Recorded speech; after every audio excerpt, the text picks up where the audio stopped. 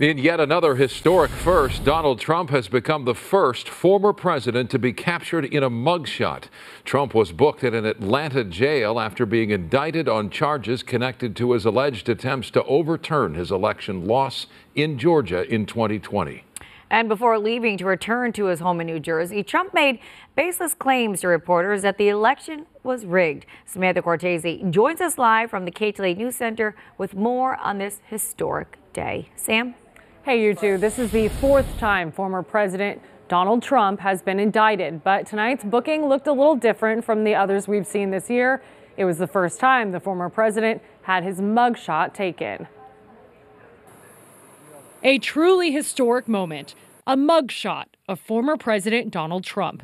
The photo, a stern look, is now Trump's first tweet since he was banned, then reinstated on the app, reading, "Never surrender," with a link to his website for fundraising. Many polls indicate that with each indictment, Republicans favor Trump more and more. This is like spinaches to Popeye. The question will be, if he gets convicted, when he gets convicted, will that change? The former president left Georgia Thursday night after he was booked at the Fulton County Jail. We did nothing wrong. I did nothing wrong. He is accused of being the head of a 19-member criminal enterprise that worked to change the outcome of the 2020 election in Georgia. If you challenge an election, you should be able to challenge an election. I thought the election was a rigged election, a stolen election. Charges include racketeering and conspiracy.